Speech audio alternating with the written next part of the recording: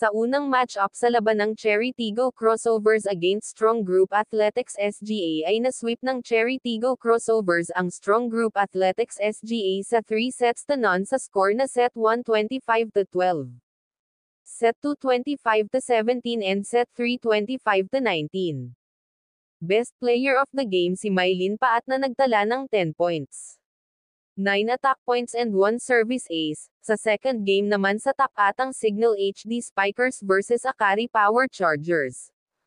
Hindi umubra ang presensya ng bagong star ng Akari Power Chargers na si Sid Domingo na kung saan fresh pa galing championship sa Thailand Volleyball League.